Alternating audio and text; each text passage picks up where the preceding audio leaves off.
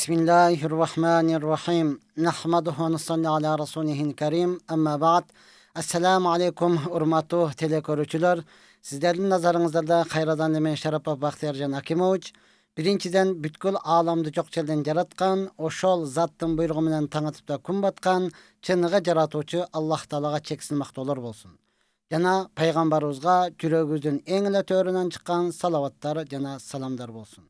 Makto jana salavattan keyin Allah Taala ar biribizden kılgan ibadatybızdy tolugy menen kabul kılıp, pendeçilik kılıp, bilip bilbey kılgan künnelerin bardygyny tüp tamary menen keçirgen bolsun. Hormatly meni musulman bir tugandarym, albatta biz ar jumanyň ikinci günü sizler menen tüz efirde uşul sorag jogap temasynda degele İslam dinine toğrasında söz kılmakçıyız. Andyktan bir saat boyu biz menen birge bolуңуздар. Ova, egerde sizlerdi kızıktırgan sura bola turgan bolsa, ekrandagy nomerge jönötseňizler bolat. Biz jogap berүүnүн hareketini kılabız. Biz üçün ar bir körarman manilүү. Je bolbosam ar bir bergen suraňyz manilүү. Oşondan biz bugün ötkendegi berilgen suralar wagt jetpey kalgandyktan jogap berilbey kalıngan, oşolarga jogap berүү menen başlagany toora kördük. Sizler dagın suralарды bere berseňizler, albatta bizdin wagtybız kenen bolup kalatgan bolsa, aga jogap berебиz. Bolbosam jetişpey kala turgan bolsa, keýingisinde jogap berүүge dagы hareket kılabız. Жаңыдан koşulganlardan kulagına kulaksırga, je bolbosam eskertүү katarında bizge talak masalesi boyunca sura berbegeniňiz jakşy.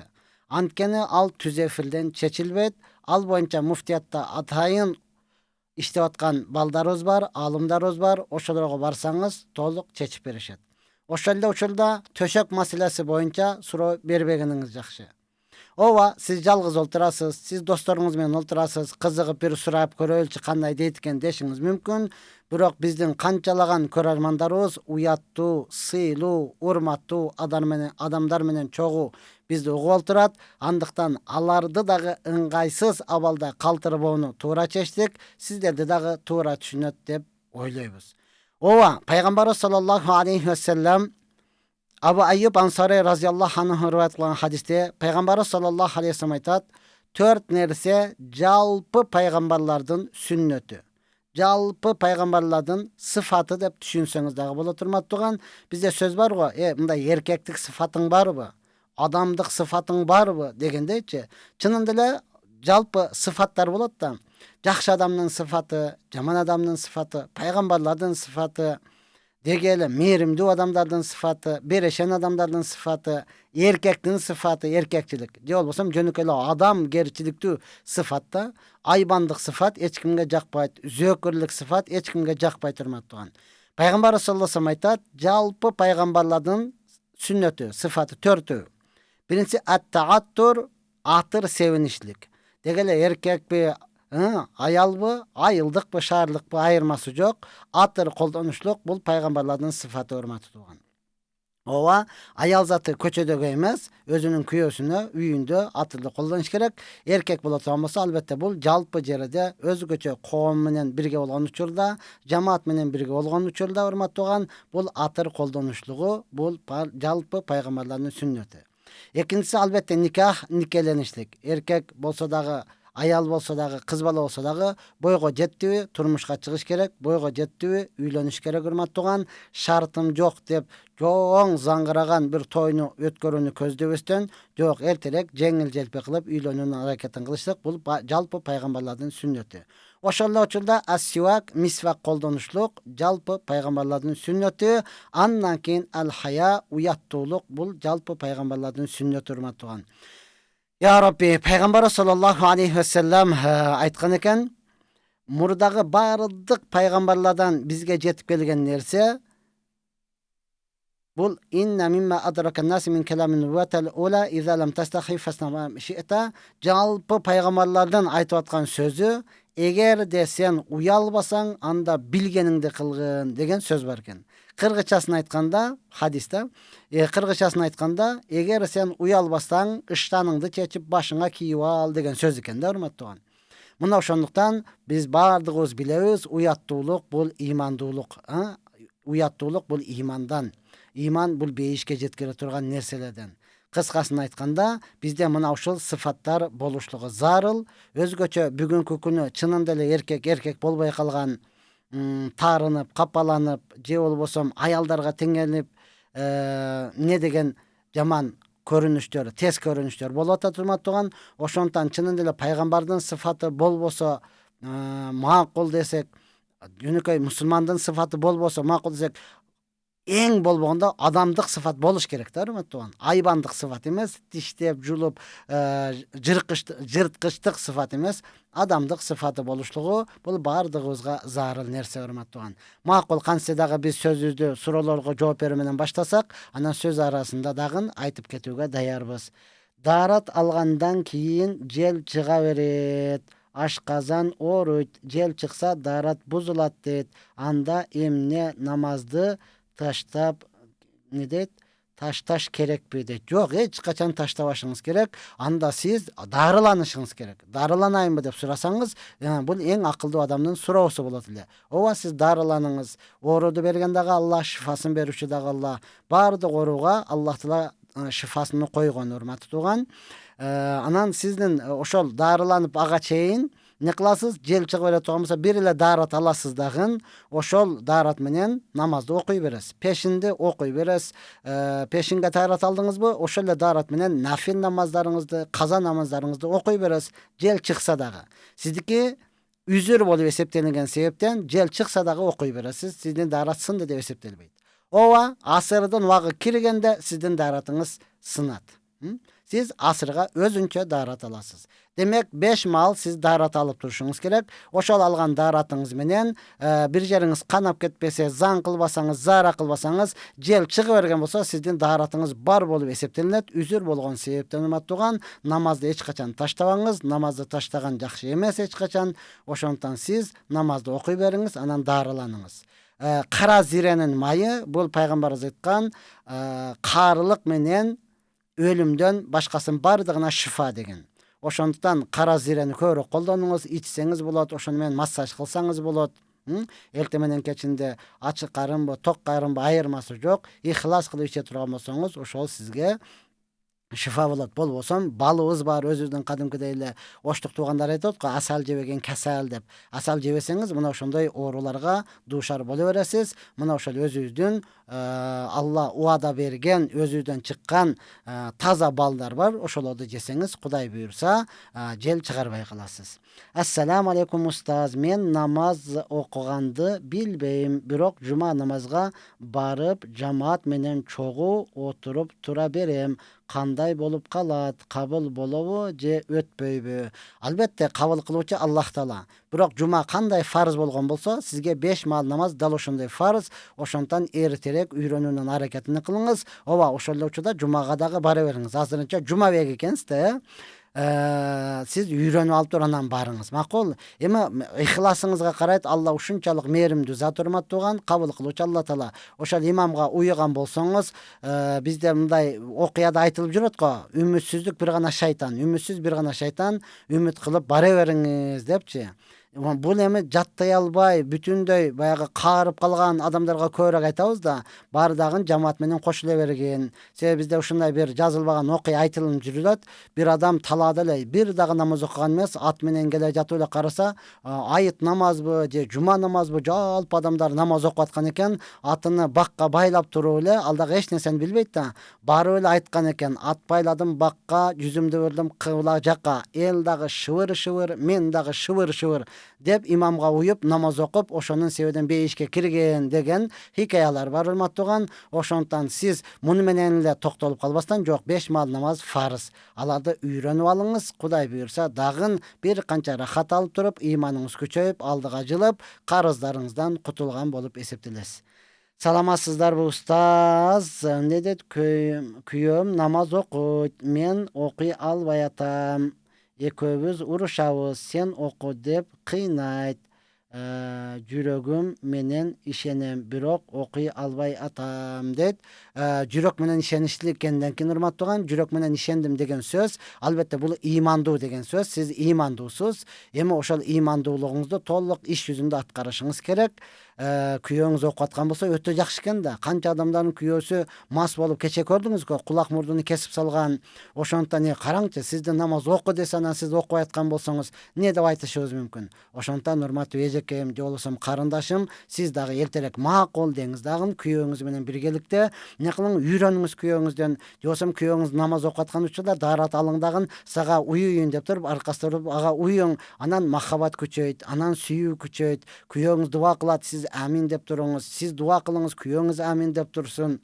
Сизге эмне керек? Күйөөңүздүн доошунча дуа кыла бериң да, я Алла, күйөөмө ушундай жүрөгүнө салгын, мага жакшы телефон алып берсин, мени урбасын, сөкпөсүн деп дуа кылың. Күйөөңүз амин амин деп турсун. Анан сиз бүткөндөн кийин күйөөңүз дуа кылсын, я Алла, аялыма иман бергин, аялым тили кыскараак болсун, аялым сүйлөнбөсүн, баарыга шүгүр кылсын дейт. Сиз амин амин деп туруң. Кандай сонун махаббат да, урматтуу тууган. Сүйүү сонун мына ушундай. Ошондуктан эртерээк намазыңызды үйрөнүңүз. Ал жүрөк менен ишенем дегенди кыямат күнүндө бул суроого жооп берүү болуп эсептелинбейт. Жүрөк менен ишенсем, же болбосо өзүм кароолгон менин жүрөгүм таза дегендик бул чыныгы ыймандуулардын сөзү эмес. Мына ошондуктан сиз эртерээк аракет кылып үйрөнүңүз.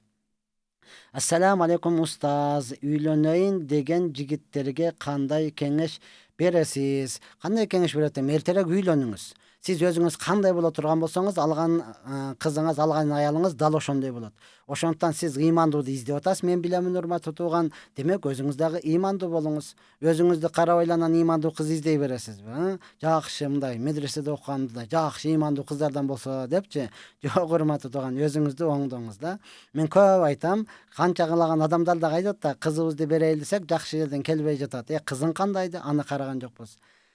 Эми атын айтпай эле коеюн. Кече мен бир жерге медресеге зыяратка барсам, дарбазага, кыздардын медресеси дарбазага жазып коюптур: жуучулукка келгенге тыюу салынат депчи. Караңыз, биздин деңгээл ушунчалык да. Медреседе кыздар окуйт десе эле бара беребиз, ушул жакта кыздар бар экен. Айланайын, анын деле ата энеси бар, анын үй бүлөсү бар. Медреседеги мугалимдер аны чечпейт. Жакшы кыз барбы деп эле бара бере турган, ал базар эмес, урматтуу тууган. Көрүп туруп ушул жерден сатып алып кетейин деп турган.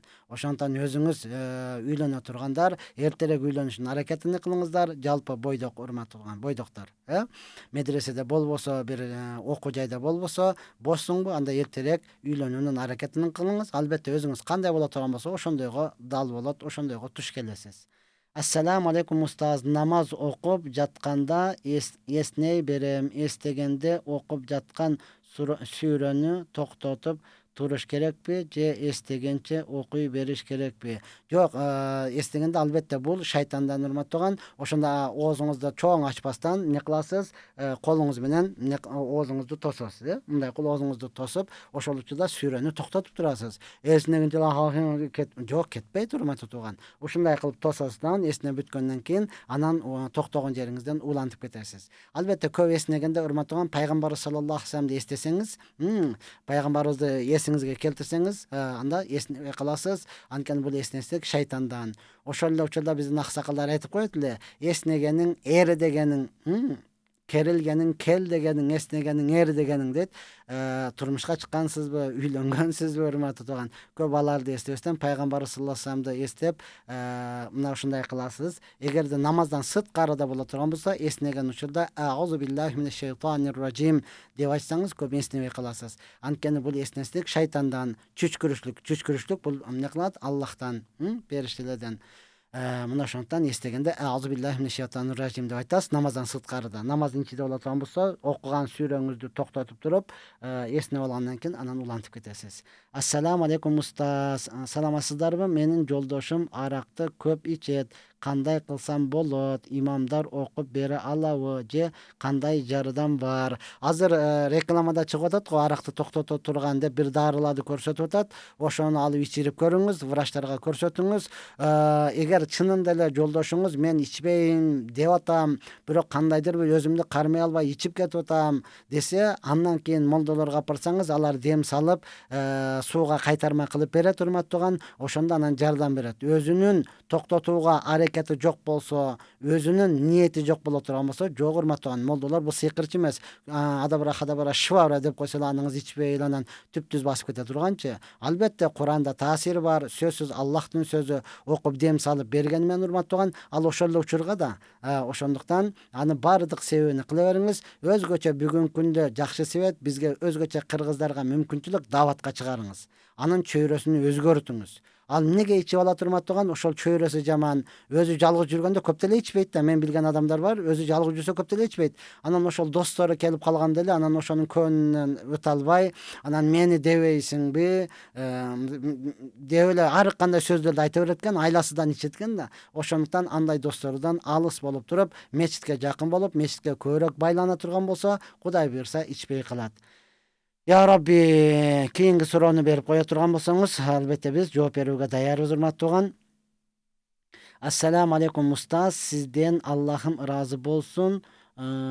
Үйлөнөдөн деген дем күч берип коюңузчу. Эмне дейт?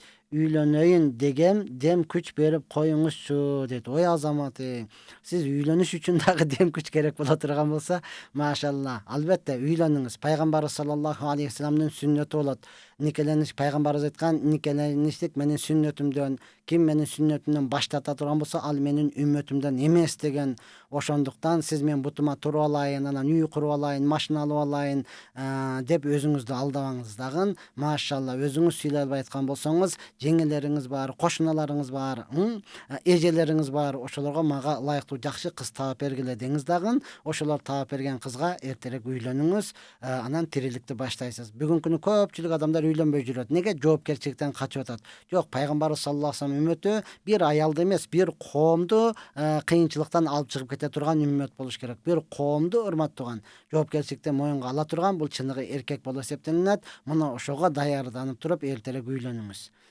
Саламатсызбы устаз? Жамаатка барганда пешин намазынын парызы окулуп атса, 4 рекат сүннөтүн кандай окулат?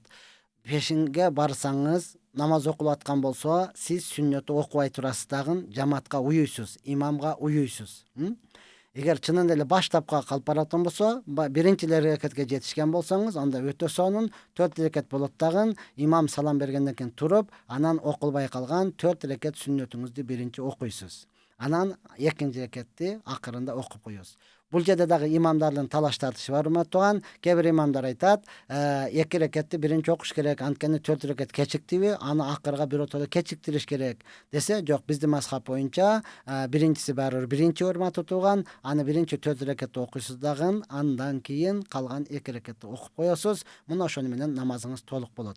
Имам жамаат туруп калган болсо, урматтуу, сиз сүннөткө окуй албайсыз, сөзсүз ага уюшуңуз керек.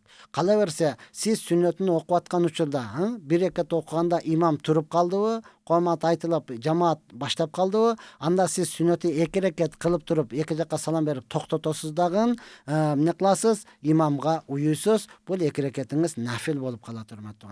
Эгер 3 рекатты баштап алганыңызда, анан коомат айтылып калган болсо, анда сөзсүз 4тү толуктап туруп, андан кийин имамга уюйсуз. Тартип жолдору дал мына ушундай. Ассаламу алейкум устаз, суроом төмөндөгүчө: Москвада иштейм, айдоочу болуп, үй алайын деп иштеп жүрөм. Жубайым менен иштеген акчаман үшүр беришим керекпи? Топтогон акчаман дейт. Жок, сиз топтогон акчадан үшүрү берилбейт. Үшүрү деген бул дыйканчылардын айдаган түшүмүдөн бериле турган нерсени үшүрү деп коет. Сиздин акчаңыз, эгерде топтогон акчаңыз 1 жылдан өтүп 300 000 сомдон ашкан болсо, анда сиз зекетини бересиз. 1 жылдан бери топтоп келатасыз, 300 000 сомдон ашып кетти, анда зекетини бересиз. Зекет дегени 40тан 1 деген сөз. 1 миллионуңуз барбы, ошону 40ка бөлүп туруп эле 1 эле бөлүгүнү берип коесуз, урматтуу тууган. Мына ошол мойнуңуздагы милдет, фарыз болуп эсептелет.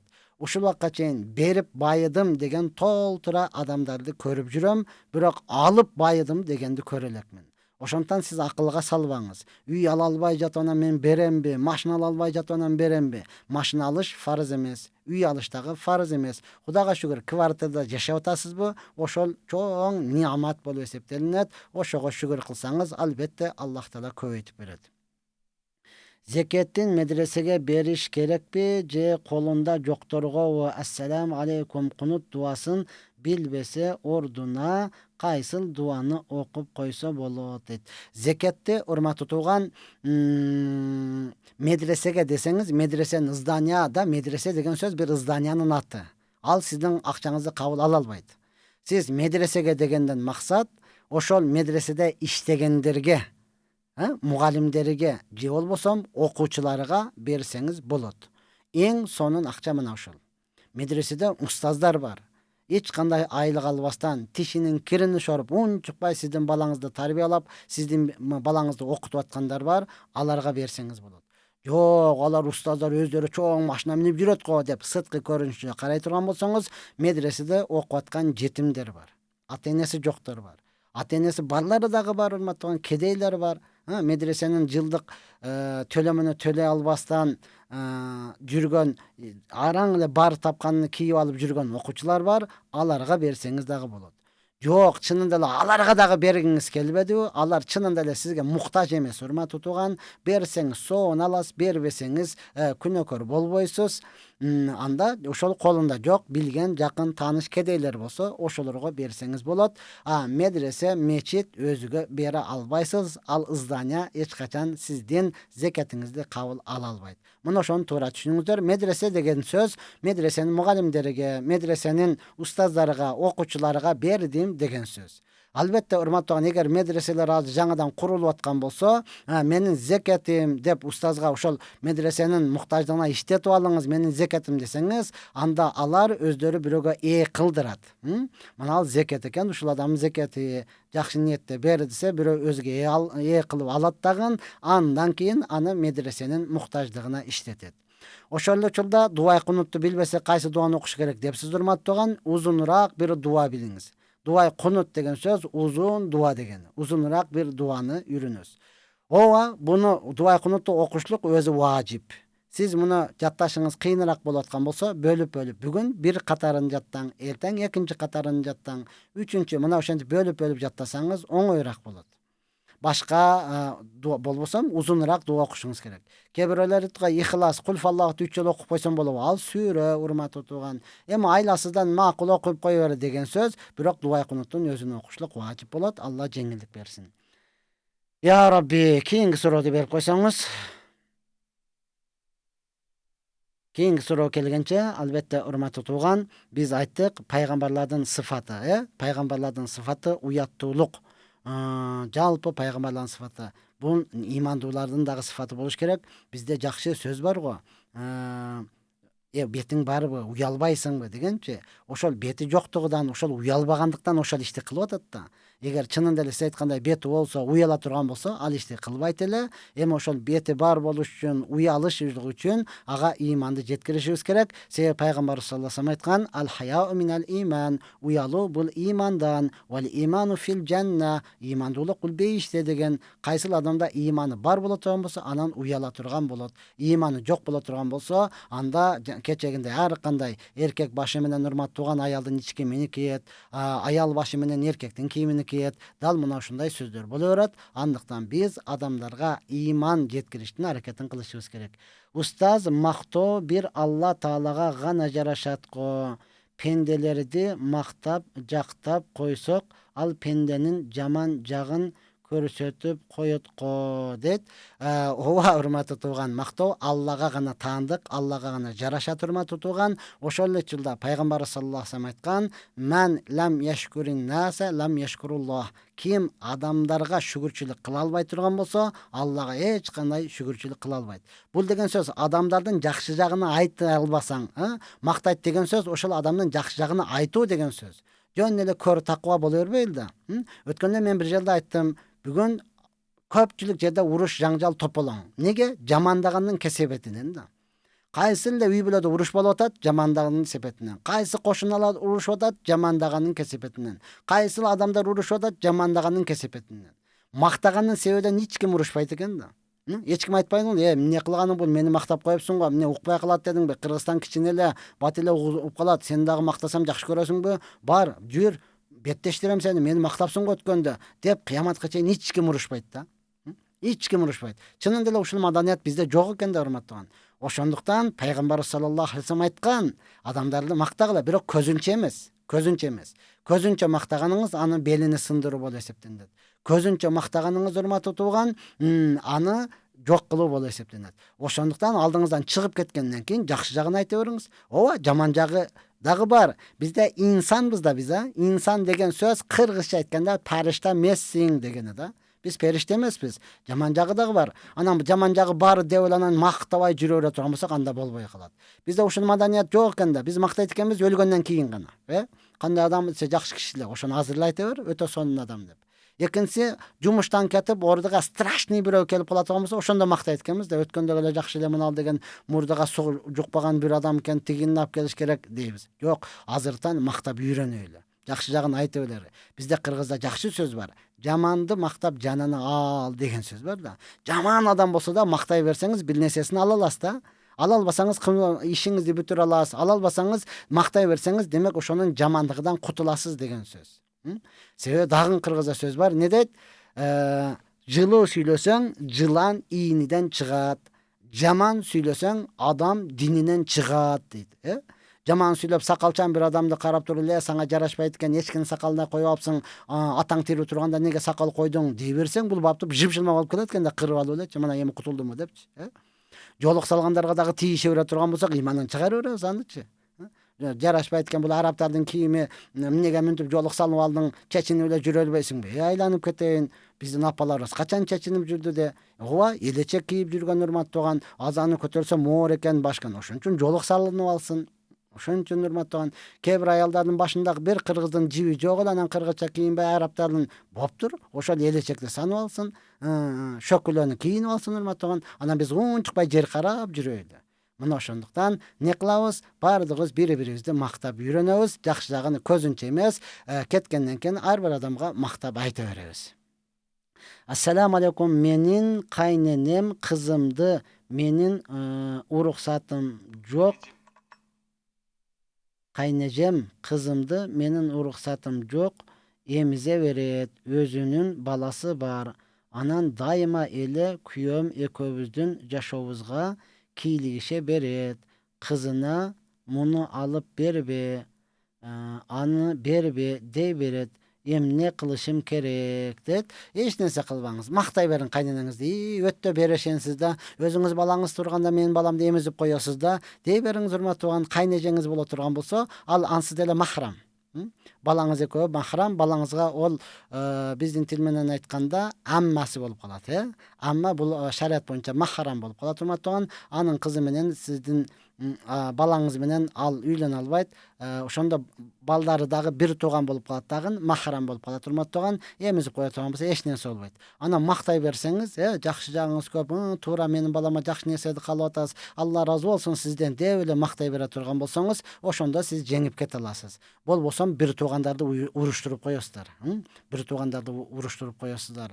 Ортоңуздардан ынтымак кетип калат. Ошондуктан ал махрам экен. Кайнежеңиз бир тууган болсо, мактай бериңиз. Бардык аны алып бер, муну алып бер десе, макул, сиз айткандай болсун. Сонунда жакшылык каалап атасыз да дей бере турган болсоңуз, баш көтөрүп калат. Анан ортоңуздарда ынтымак боло турган болсо, Кудай буйрса, бардыгын жеңип чыга аласыз. Ассаламу алейкум. Аялы күйөөсү бөлөк жатканга болобу? Бир комнатада бала менен батпай диванга жерге жатып алам. Аллахым ыраазы болсун сизге дейт.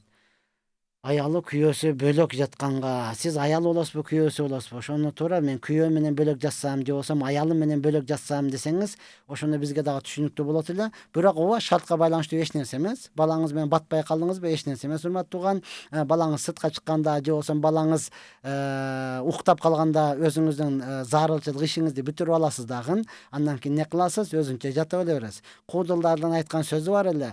Атаң менен энеңдин ортосунда жатасың, эртең менен менен карада чекеде каласың дегендейчи. Мына ошондой ал чекеде калып же болбосо атасы менен же болбосо ошол аялы менен жатып алат, апасы менен жатып алат болсо эч нерсе эмес. Ооба, экөө келишип туруп шартка байланыштуу ошондой кылса боло берет. Бул урматтуу шариатка эч кандай каршы эмес. Ассаламу алейкум таксыр. Эркек бала төрөлгөндө азан чакырылат, ат коет го. Кыз кишиге да ошондой элеби? Рахмат. Ассаламу алейкум. Ва алейкум ассалам. Ооба, кыз балага дагы дал мына ошондой эле. Урматтуу, ал жерде жалпы эле мутлак айтылган да ким балалуу болсо депчи. Чынында эле көпчүлүгү бизде дагы деле бар экен да, пайгамбарыбыздын доорунда баягы пайгамбар келиштен алдын адамдар аял затыны деги эле кыз баланы адам катарында көрбөй калышкан да. Бизде деле кээ бир динсиздерде дагы эле ошол сыфат бар экен. Өткөндө дагы бирөөгө балам балалуу болгондо билесиң деген дал мына ошондой болот десем, неге кызды болсо билбей калабы дейт. Анан айттым, кыз балага кошулбайбы десем, эми баары кыз да болду дейт. Кыз болсо дагы, уул болсо дагы урматтуу, бардыгы сиздин балаңыз болот. Андан кийин билип коюңуз, кыз бул Алланын рахматы, уул Алланын ниаматы. Ниаматка караганда рахмат жогору турат, урматтуу тууган. Ооба, кызга деле дал мына ошондой оң кулагына азан, сол кулагына комат айтылат. Анан бизде кээ бир аксакалдардан калган адат бар. Азан комат айткандан кийин ошонун кулагына айтат: сенин атың Фатима болду, же болбосо эркек болсо сенин атың Умар болду, сен 3 жолу айтып коет экен да. Мындай шарт эмес, урматтуу, айтканыңыз менен ол түшүнбөйт. Эртең чоңое турган болсо анан билип алат. Кээ бир адамдарга ошентип азан комат айтып эле дуа кылып койсоң, атын айтпадыңыз го дейт. Атын сиз айтасыз да, атын ким деп койдуң? Умар болуптур, Умар. Кулагына айтыш керек го дейт. Жок, урматтуу, кулагына анын атын айтыштын кереги жок. Азан комат айтыла турган болсо болду. Анан 7-нчи күнүндө ошол чачын алынып туруп, уул болсо 2 кой, кыз болсо 1 кой, урматтуу тууган, күчүңүз жете турган болсо аны дагы чачыны таразага тартасыз, канча грамм чыга турган болсо ошончолук күмүштүн баасына же болбосо күмүштү жакын туугандарыңызга садака кылып берип коесуз. Ассаламу алейкум таксыр. 1-нчи күнү менен 4-нчү күнү карамаган орозо сүннөт. Азыр каймай берсе болобу? Рахмат. Ассаламу алейкум. Ва алейкум ассалам, урматтуу. Азыр кармай берсеңиз болот. Албетте сүннөт. Эми дагы айтабыз, урматтуу тууган, эгерде сиз орозо кармаган болсоңуз, башкалар дагы кармай деп ниет кылган болсо, ооз ачарды кайсы убакытта ачам, жапканды кайсы убакытта жабам дейсиз го. Ооз жапканды ошол багымдат намазы убакыты киргенче оозуңузду жабасыз. Убакыты кирди, болду, убакыты бүттү. Жегендин убакыты бүттү. Ооз ачканды шам намазынын убакыты киргенде оозуңузду ачасыз, азанды күтпөйсүз. Азан бул намазга чакыруу гана. Я Рабби, ассаламу алейкум устар. Касыр намаз боюнча кененирээк айтып бересизби? Алла ыраазы болсун дейт. Касыр намазы биздин мазхаб боюнча 120 километр алыстык сафарга жолго чыгам десеңиз, урматтууган, ошондо окула турган намаз Алла тарабынан берилинген жеңилдик намаз. Пешинди, асырды, куфтанын фарыздарыны 2 рекет кылып окуйсуз, сүннөт менен важиптарды толук окуйсуз. Анан бизде мындай сөз бар: сафарда сүннөтү окубай коюш дагы сүннөт депчи. Анан шашылып атабыз дейт дагы, сүннөтүн окубай кете берет. Бирок бир чайга киргенде, келгиле согушта дагы чай ичкен деп кенен заказ берип коюп 1 саат, 1,5 саат ошол жерде эле өтүп кетет да. Жок, урматтуу тууган, андай кылбаңыз. Чынында эле груз двести деп коет го, бир маркумду жеткирип баратсаңыз, же болбосо бир жаназага шашылып аткан болсоңуз, ошондо фарыздарын окуп элтелек жетейин десеңиз, сухой паяк деп коет, куругуна нан чайды машинада жеп кетип атсаңыз, анда бул адамды түшүнүш керек, чыныгы шашылыш экен деп туруп. Мына ошондо фарыздарын гана окуп, сүннөтүн окубай койсоңуз албетте уруксат, урматтуу тууган. Болбосо негизден сүннөттөрдү дагы толук, важипти дагы толук окуйсуз. Гусулду намаз эмне дейт? Нымдалган чүпүрөк менен эмне дейт? Элтеп сүрүтүп койсо болобу? Битир, важип, сүннөт эмне дейт? Урматтуу туугандар, ö менен уну, үйнү, ö менен үйнү о, у кылып жазсаңыз бизге окушка оңойраак болот. Гусулду эмне дейт? Нымдалган чүпүрөк менен сүрүтүп койсо болобу? Анан битир, важип сүрөсүн, анан витир важип сүрө эмес да, урматтуу тууган. Витир важип бул деген, витир важип сүрө эмес. Витир важип деген сөз так намаз деген. Витир дегени так, 3 рекет. Важип дегени милдеттүү түрүндө. окушуңуз керек. Бул сүрө эмес, намаз. Макулбу? Анан гусулду чүпүрөк менен эле сүртүп койсоңуз болбойт. Жок дегенде бир тамчы суу тамыш керек да. Мына ошондо анан гусул эмне кылат, өтө берет. Эми бизде көпчүлүгү анан кыш келе атат, анан айтат го, менде шартым жок да, айланып кетейин, андай хыйтырлык кылбаң андай, Сиз ошол шарият ишиге барганга шарт табасыз. Анан жуунганга келгенде эле таппай каласызбы? Урматтуу тууган, үйгө эгер квартирада жашасаңыз, бир кумган, анан чоң чара тазик алып коюң, 2 метрлик салафан алып коюңуз. Ошону коесуз, дагы тазикти коесуз, тазигиңиз ванна болот. Кумганга сууду толтуруп келинчегиңизге берсеңиз, ал үстүңүзгө куюп берет. Мына ал живой душ болот. Мына ошентип эле жуунуп аласыз. Балдарым барда эмне болуптур? Бир бучуну тосуп коюңуз, урматтуу тууган. Балдарыңыз бар болуп туруп, ошол иштеп бүтүрүп алдыңыз го. Анан эми жуунганга келгенде таппай калабызбы? Албетте, эми ден соолукка байланыштуу боло турган болсо, анда башка сөз, урматтуу туугандар. Устаз, ассаламу алейкум. Мен 21 жаштамын. Айылдагы аксакалдар сакалыңды ал, атаңдан өлүмүн каалап атасыңбы деп айтышат. Ал айта берсин, урматтуу тууган. Сакал койсо эле атаңдын өлүмүнү каалап калган. Бул нерсе эч жерде жок. Анан бизде ушундай эски бир жаман адат бар. Атаңдан мурда сакал койбо. Эмне кылышың керек эми? Атаң көсөө болсо, же болбосо атаң өлгөнгө чейин бул чыгып алса, койбой жүрө бересиңби? Атаңдан мурда эле чоң сенсорный телефондорду көтөрүп алдың го. Атаңдан мурда эле чоң джип машиналарды минип алдың го, урматтуу тууган. Айтпадыңбы, ата бизге азырынча мына телефон боло берет, сиз көтөрүңүз. Ата биз азыр жөө жүрөлү, сиз машина миниңиз дебедиң го, урматтуу тууган.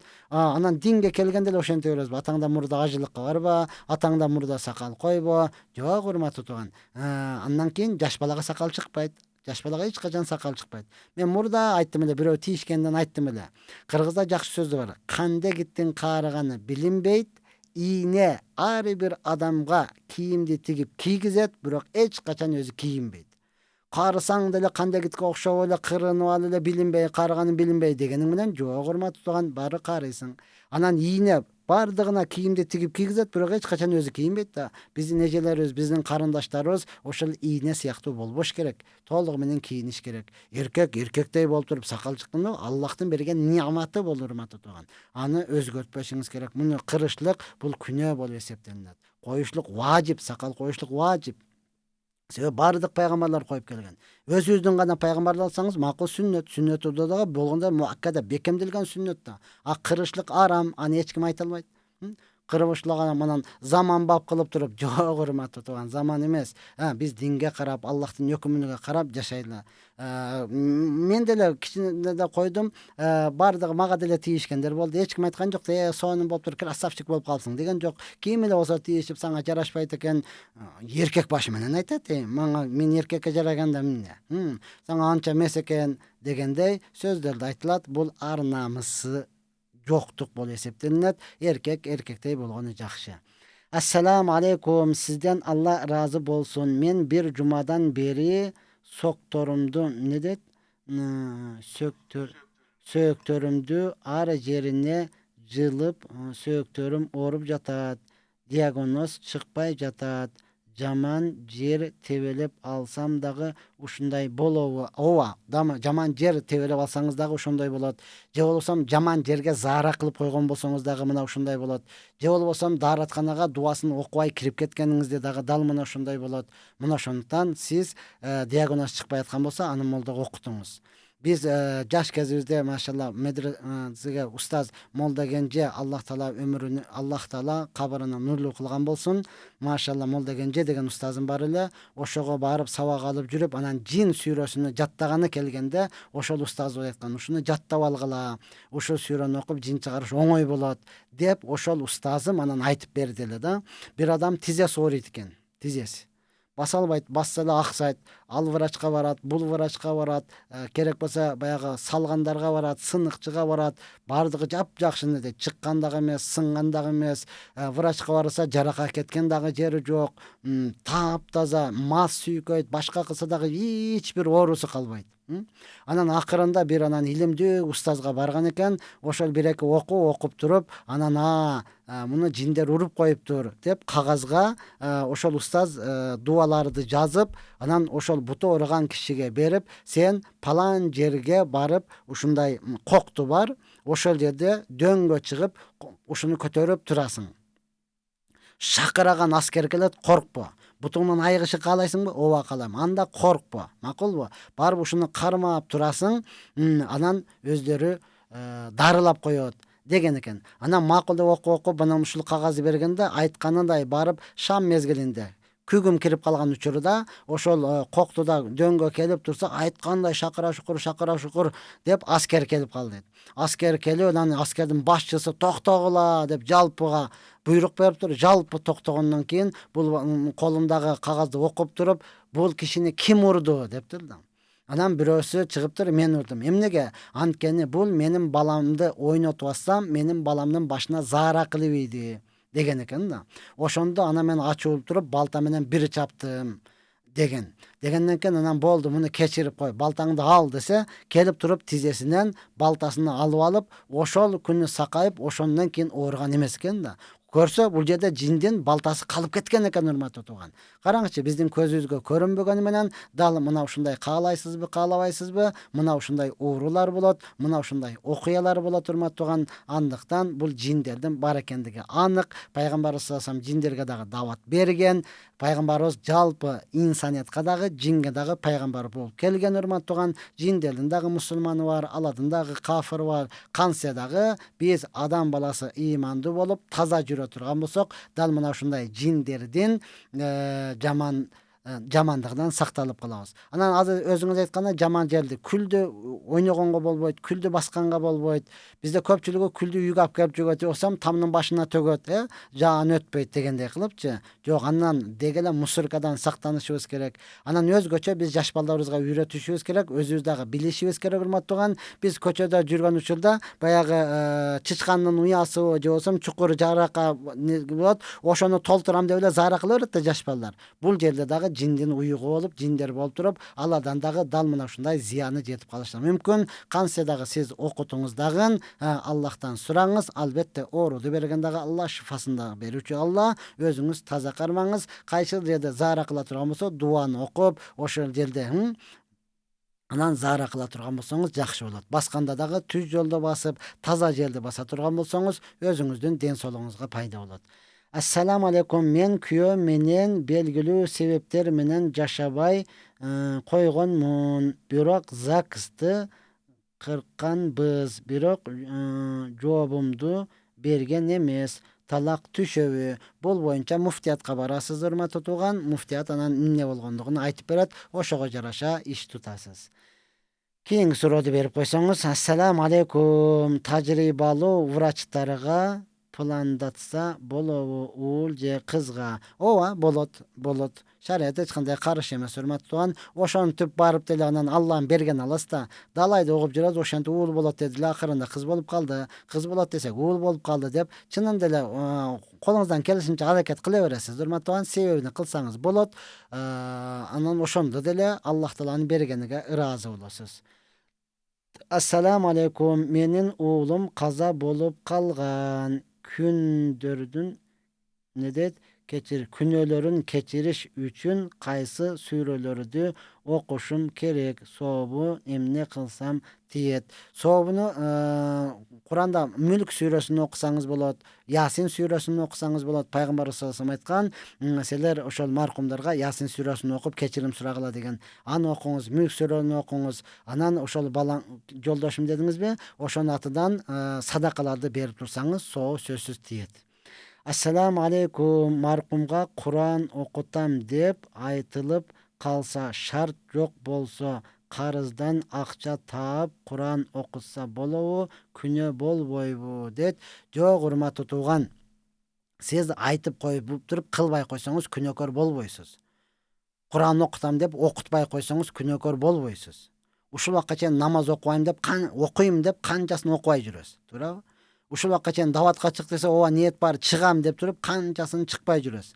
Анан келип анан ошол Куран окутам деп айтып койгон сөзүңүзгө энди карыз алып жатып анан окутам дейсизби? Жок, урматтуу тууган, карызды не кыласыз? Куран окутам дедиңизби? Мага айтып коюңуз, болду. Мен Ихлас, Фалак, Насты окуп коем. Болду, бүттү. Сөзүңүзгө турган болосуз, урматтуу тууган.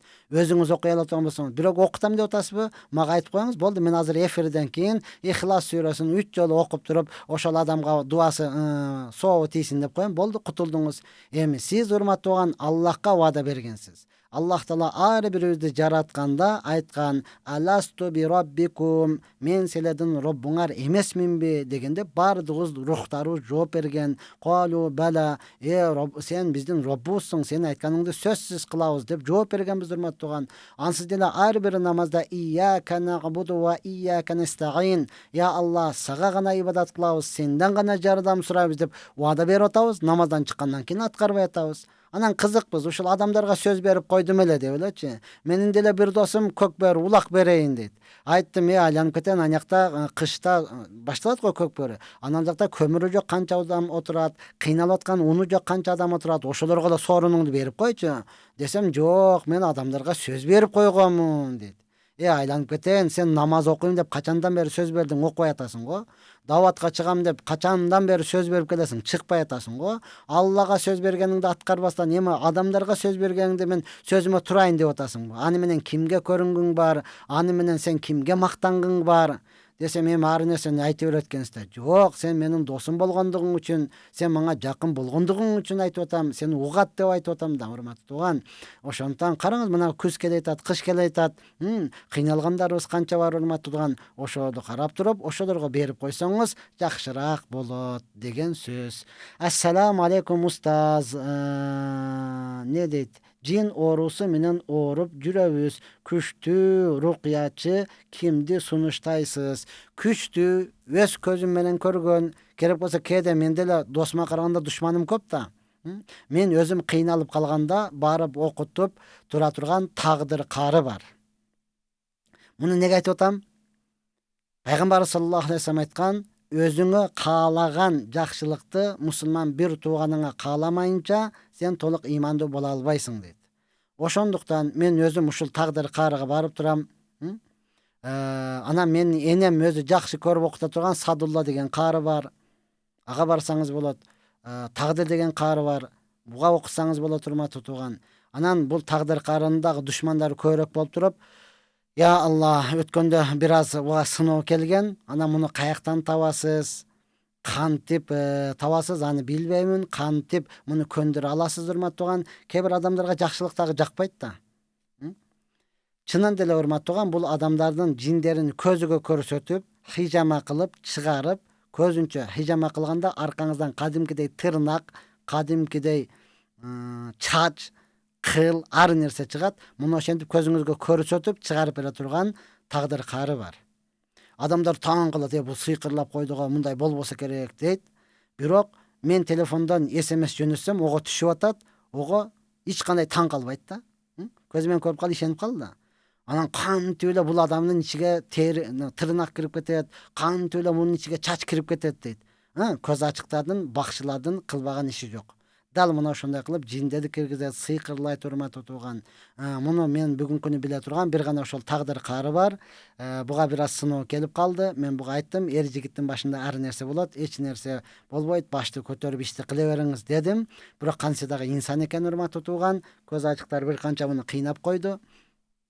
Бизге чоң тоскоол болуп атасың деди.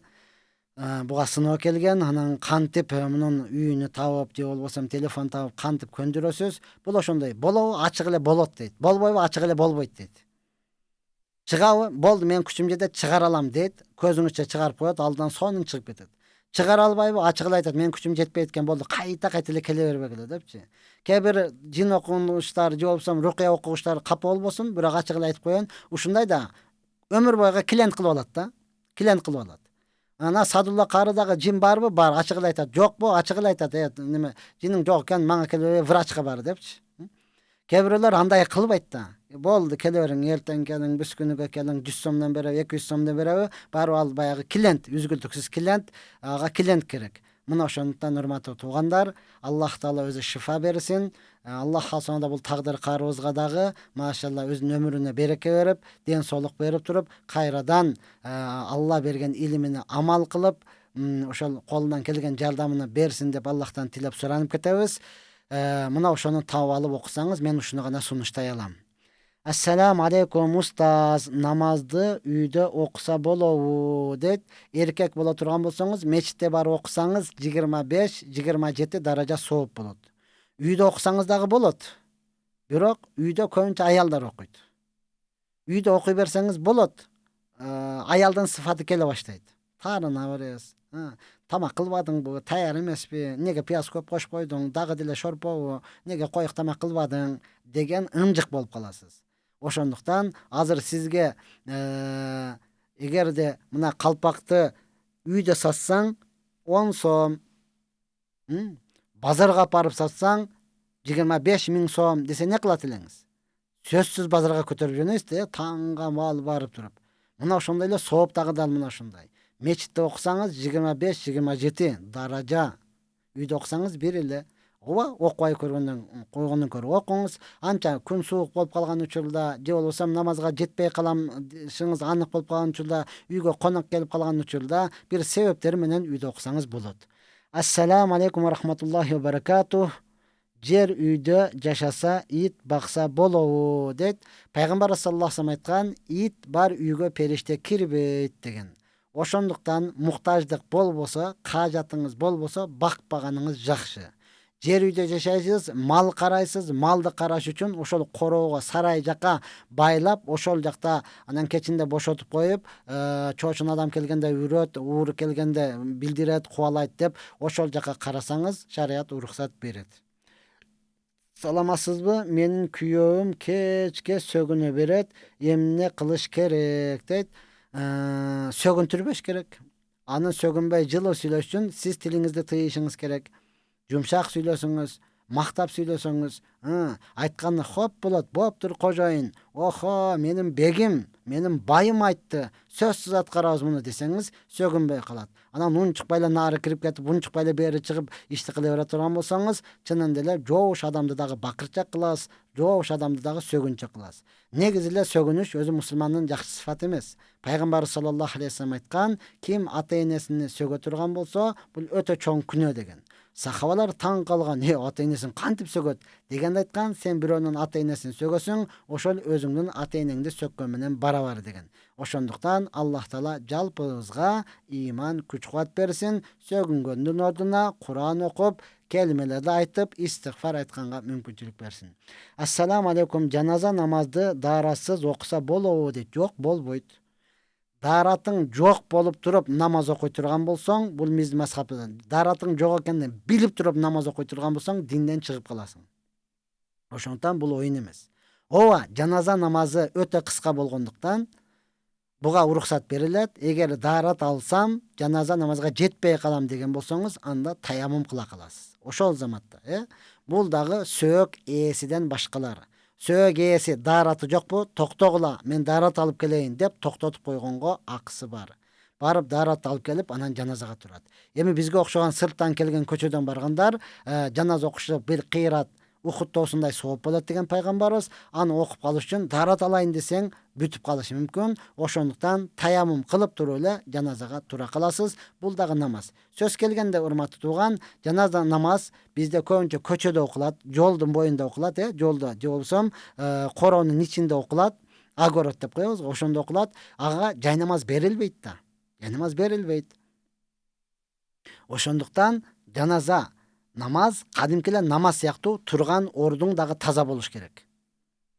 Демек, сен жаназага турдуңбу, бут кийимиңди, аяк кийимиңди чечип коюп, анан турушуң керек. Бут кийимдерди чечишиң керек, бут кийимиң таза эмес. Бир жерде айтсам, өтө такыба экен, бут кийимин чечип, кайра эле үстүгө туруп алат, бут кийим үстүгөчү, айланып кетейин. Ал болбойт. Аны чечип, жерге турушуң керек. Чаң болот да. Не болуптур? Алла үчүн, урматтуу тууган, дин үчүн бир наскиңди, бир пайпагыңды аяйсыңбы? чаң болот деп урматтуу тууган. Бизде Баткенде ушундай салт катарында болуп калган. Жаназа намазында кадимки эле пакет бар го, нан салгыч пакет. Ошону жулуп ар бир адамга бирден карматат. Жаңы баргандар таң калат, муну эмне кылабыз депчи. Жаназа окуганда ошону бутуңузга коесуз, чаң боло турган болсо, ошонун үстүгө чыгып алып туруп, анан намаз окуйсуз, намазыңызды улантасыз. Ооба бизде бир гана жаназада имамга гана жай намаз алып келип берилет. Имам гана жай намазда, калгандар бүт бардыгы калошуну дагы чечпейт, патинкесин дагы чечпейт, ошонун үстүндө тура берет. Бул урматтуу тууган жакшы болбой калат. Ошондуктан ар бир нерсени өзүнүн көрсөткөн шартындай, көрсөткөн тартибидей кыла турган болсок, толук сооп болот. Ассаламу алейкум. Жума күнү жума намаздын алдында жана жума намаздан кийин 4 рекат сүннөт намазды кандай ниет кылабыз? Ниет кылдым жума намазынын 4 рекат сүннөтүнү деп эле ниет кыла бересиз. Тилиңиз менен айтышлыгыңыз шарт эмес, урматтуу тууган. Эгер тилиң менен жүрөк бирге боло турган болсо, дал мынуша ниет кылдым жума намазынын 4 рекат сүннөтүн окумакка. Башы дагы аягын дагы. Же болбосо жөнөкөй эле сүннөт окуйм, Аллаху акбар деп койсоңуз дагы бул өтө берет. Тил менен фарзыны дагы, сүннөтүнү дагы, нафилди дагы тилиңиз менен кайталап айтылыш шарт эмес. Сизден намаз окуп бүткөнүңүздөн кийин кайсы намазды окудуң десе, жуманын 4 рекат сүннөтүн окудум деп айта алсаңыз болду. Намаз окуп бүткөндөн кийин кайсы намазды окудуң десе, билбейм, шамбы экен, чындап эле сенчи деп анан сурасаңыз, анда бул намазыңыз өтпөй калды болуп эсептелинет. Ооба, тил менен жүрөк бир болуш үчүн анан бизде адатта мына ушундай ниет кылдым пешин намазынын 4 рекат фарзын окумакка, уюдум ушул имакка, жүзүмдү үрдүм кылдакка, Аллаху акбар деп толтура сөздөрдү айтабыз, урматтуу тууган. Албетте шариатка каршы эмес. Ассаламу алейкум устаз. Каза намазды окуп жүргөндөр жума күнү жума намаз окулат. Пешин намаздын казасында окула береби? Жума намаз окуп бүткөндөн кийин. Жума намазды окуп бүткөндөн кийин баардыгы салам берип туруп жөнөгөндө сиз өзүнчө туруп алыңыз дагы казасын окуп коюңуз, урматтуу тууган. Казаны окуп койсоңуз болду. Ассаламу алейкум. Менин жашым 13тө. Мен намаз намаз окуйт болчумун. Мектеп башталгандан бери окубай калдым. Буну кантсе болот? Эмне үчүн окубай калдыңыз мектеп башталгандан бери? Кайра мектепте сонун болот го. Сиз деген абеттен кийин окушуңуз мүмкүн, Эртең менен окуй турган болсоңуз, сонун намазды окуйсуз дагы, эмне кыласыз? Эртең менен сабактан бир да кечикпейсиз. Сонун болот кайрадан, урматтуу тууган. Жок, абетте окуйм дей турган болсоңуз, сиз эмне кыласыз? Эртерээк кыймылдайсыз дагы, Насаат медиа боюнча пешиндин убакыты кириши менен эмне кыласыз? Окуп аласыз. Саат 1:30 болушуну күтпөйсүз, жамаатты күтпөйсүз. Макулбу? 1:30 болушу менен окуп аласыз. Анан асыр шамды ошол жай намазыңызды салып ала турган болсоңуз, мектептин бир жакшы бурчунда убакыты кирип, чоң перемен болуп, же болбосо биринчи сабакты бүтүп, экинчи сабакка өткөндөн кийин ошол жерде окуп алсаңыз болот. Мен деле мектепте окуганмын. 11-класска чейин окуганмын, урматтуу тууган. Дал мына ушундай. Анан сиз намаз окуган адамдар өзгөчө мектепте адеп ахлагы дагы жакшы болуш керек, мектепте сабакты дагы жакшы окушуңуз керек. Эгер мектептеги сабакты дагы жакшы окуй турган болсоңуз, мугалимдер өзү жооп берет. Мен чынын айтканда, жума күнү мугалимдер өздөрү мага жооп берчи. Мен барат элем, жумага жакындап калган учурда кайсы сабактар калды? Ошол сабактын мугалимге барып туруп, мага эртеңки тапшырманы берип коесузбу? Бүгүн жума экен, мен жумага барайын дедим беле. Десем, чын жүрөктөн алар дагы эртеңки сабакты берет, толугу менен. Мен жумага барам, жумадан кийин ошол сабактарымды даярдап, тапшырманы аткарып келем. Мугалим дагы ыраазы, мен дагы ыраазымын, урматтуу тууган. Мына ошентип окусаңыз болот. Бизде дагы мугалимдер жакшы окуганга жакшы карайт. Анан чынында эле бизде мектептен сабактан качуу деген нерсе бар эле да. Сабактан качарда дагы эми достордон бөлүнүп калганга болбойт. Мектеп учуру ушундай да. Достордон бөлүнө албайсың. Көбүнчө сүйлөшүү, сабактан качуу планы, 3-чү чоң перемен деп коет го, чоң эс алууда 10 мүнөттүк. Ошондо сүйлөшүлөт. Ошондо сүйлөшүп туруп болду. 4-чү, 5-чи, 6-чы. Көбүнчө ушул 2 сабактан качылат. 5-чи, 6-чы. Ошондон качайын дегенде достордон бөлүнүп кала берсиң. Жок, мен качпайм, сабак окуйм дей албайсың. Десең эле сен акылдуу болуп кеттиң, сен умный болуп кеттиң, болду, сен кыздар менен жүрө бер, бизден бошодуң, бизге кошулба деп таштайт, урматтаган. Ошон үчүн болду, пландалдыбы? Мен барып туруп ушул 2, 5-чи, 6-чы сабактын мугалимиден барып жооп сурайт элем. Мага эртеңки тапшырманы берип коюңуз, мага жооп бериңиз. Мен жумуштарым чыгып калды. Ушунча зарыл дейт, ушунча зарыл. Макул, тапшырманы берет, ушуларды аткарып келиң дейт. Болду, балдар менен чогуу качып кетем, аны окуучулар менен качкан балдар билбейт. Эртеси келгенде эле качкан балдар бүзүктүгүндө чыккыла деп линейкага чыгат, мен чыкпаймын. Мына ал чыкпады го деп мени эч ким айта албайт деп мени караганда эле муштумуңду деп көрсөтүп коесуң, деп тиштенген бойдон кала берет. Анан айтат, эмнеге сен дагы качасың, сени линейкага чыгарбайт, бизди эле чыгара берет дейт. Айтам, сен жакшы окусаң, сени деле жаап кое берет. Сен жаман окуй ушун качкандыгың үчүн анан чыгарат. Сен мага эмнеге өчөшөсүң? Качканга өчөшпөй, кел окуганга өчөш десем анан деп кала берет болчу урматтуу. Ошондуктан мектепте окуганда дагы эч кандай шылтоо жок. Жай намазыңызды салып алыңыз, убакыттар киргенде эле шыр окуп алсаңыз боло берет. Же болбосо сабак өтүп атканда деле убакыт келип калды, жото узарчудай сабактан даратын кыстаганда мугалимден сурасаң жооп береби? Бар, тез барып кел дейт го. Ошондой эле мугалим менен сүйлөшүп койсоңуз, ушулча менин намазым бар. Чыгып туруп тез окуп алайын десеңиз, макул дейт. Чыгып туруп жай намазды саласыз, кыблага карап туруп 2 рекат намаз окуп аласыз. Машалла, сиз дагы кубанычта, мугалимиңиз дагы кубанычта. Алла таала жалпыбызга жеңилдик берген болсун. Мына ошентип урматтуу менин мусулман бир туугандарым, биздин убактыбыз дагы бүтүп калды. Эми кимдер суроо берип туруп жооп берилбей калган болсо, эч кандай таарынбаңыз, эч кандай капа болбоңуз. Албетте биз сиздин сурооңузду кадырлайбыз, барктайбыз. Кудай буйрса, кийинкисиде жооп берүүнүн аракетин кылабыз. Аллах субхана таала жалпыңыздарды машгур болгон иштериңизге ийгилик, тапкан нерсеңиздерге береке, үй бүлөңүздөргө тынчылык берсин. Ва ахири дагвана анил хамдулиллахи роббил аламин. Ассаламу алейкум ва рахматуллахи ва баракатух.